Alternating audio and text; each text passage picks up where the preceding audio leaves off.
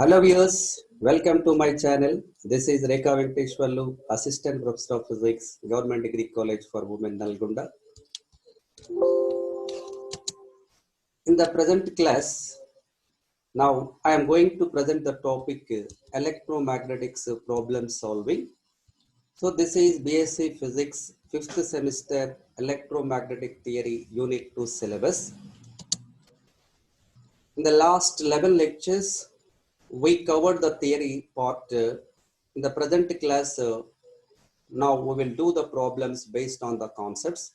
So before solving, let us recapitulate the concepts and problems, formulas. After that, we will solve the problems. This is the plan of talk.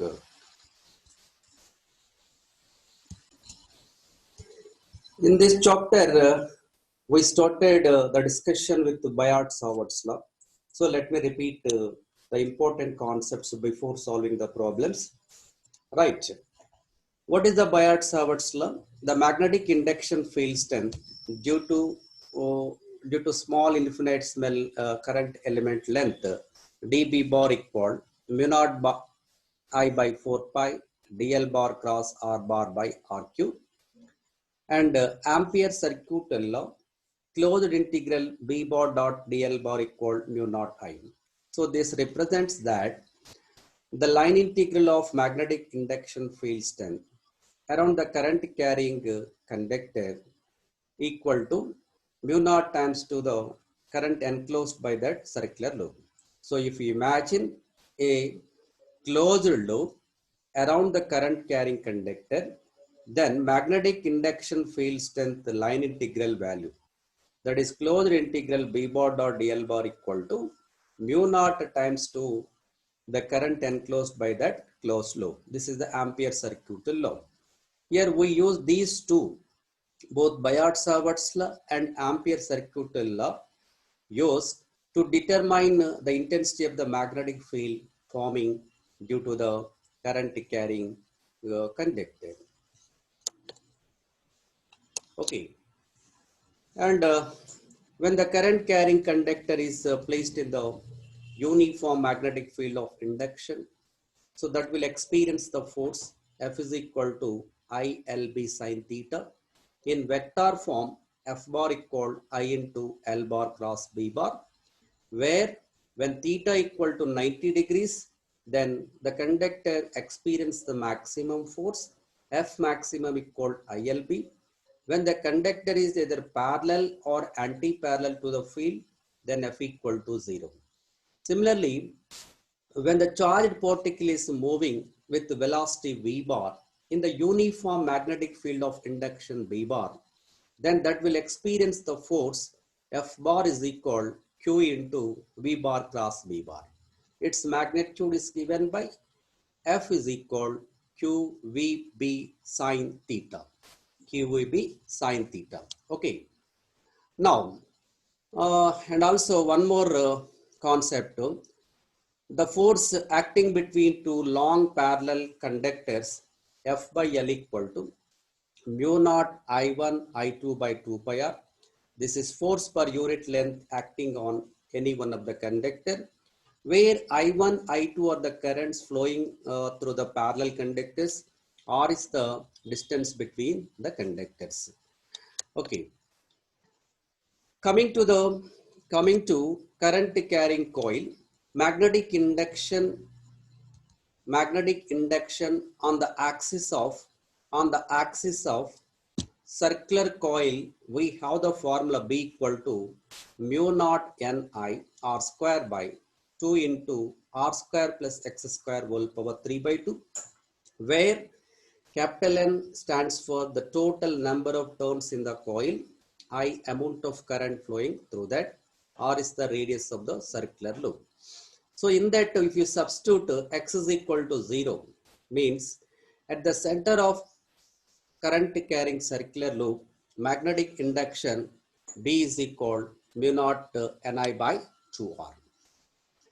If the current carrying coil is placed in the uniform magnetic field of induction capital B bar, then the torque acts on the coil, that is given by tau is equal to NIAB sine theta where n the number of turns, a area of the coil, b uniform magnetic field of induction, theta is angle between the field direction and the perpendicular drawn to the plane of the coil.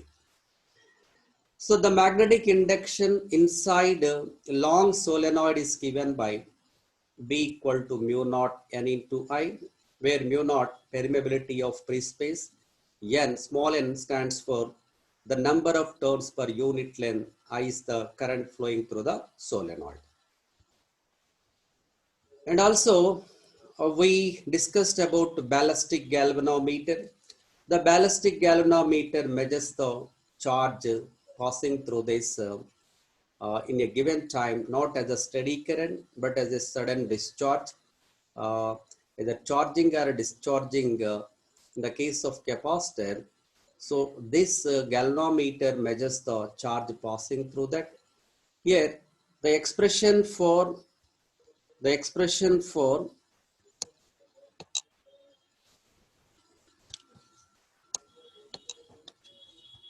wait, Q is equal to capital T by 2 pi into C by BAN into theta naught coulomb. So this is the expression between charge and the deflection. From this, it is very clear that the charge is directly proportional to maximum angle of twist theta naught. So the reduction factor of ballistic galvanometer K equal to C by BAN, right? Where C, the restoring couple for unit twist, capital B, uniform magnetic field strength, A, area of the coil, N, total number of turns of the coil. Then the charge sensitivity of this galvanometer is given by capital T by 2 pi into C by BAN. The relation between charge sensitivity and current sensitivity is charge sensitivity is T by 2 pi times to the current sensitivity. Okay. And also we discussed about electromagnetic induction, right? So that when the varying current, either increasing current or decreasing current with respect time is flowing through the conductor or a coil or any inductor, then the back EMF generates due to the EMF inducing in the coil. So that will oppose the original current flowing through that coil. So that EMF is called as back EMF, right? Here the EMF induced in the coil is given by small e equal to minus d phi by dt equal to minus L di by dt, right? Here L is the coefficient of self-induction. It is measured in the units Henry, okay? Energy stored in the magnetic field is given by W equal of L I naught square. For example, if you take the either solenoid or inductor or any current carrying coil, there some work has to be done to overcome the induction, to overcome the back EMF. Therefore, the work done is stored in the form of energy. Hence, the energy stored in the magnetic field formula W equal of L I naught square, where L is the inductance of that coil.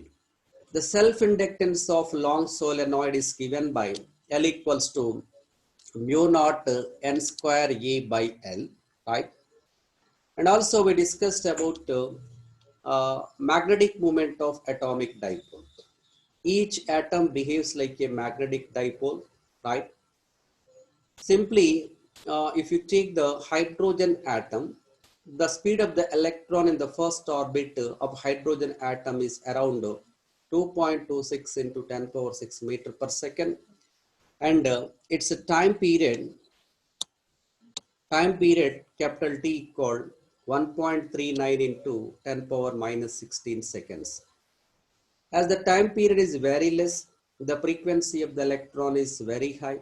Therefore, the movement of the electron in that particular orbit can be assumed as the current carrying loop. Hence, the orbital motion of the electron behave like a current carrying loop. Okay. Hence, it behaves like a magnetic dipole. Then magnetic moment of that atomic dipole is minus 1 by 2 EVR is equal to minus E by 2m into capital L, where capital L is angular momentum. So in vector form, you can write that capital M bar equal minus E by 2m into L bar. Here magnetic moment direction and L bar direction are in opposite, right? So magnetic moment is anti-parallel to L bar. Okay. And one more point is here.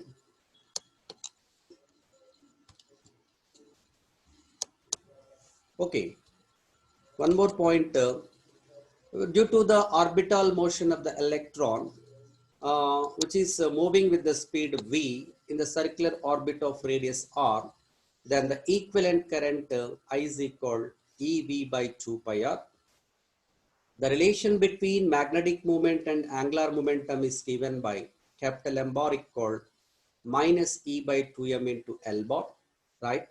The orbital magnetic moment can be expressed as it is integral multiple of EH by 4 pi m. This orbital magnetic moment is measured in the units of Bohr magneton. One Bohr magneton is equal to EH by 4 pi m, right?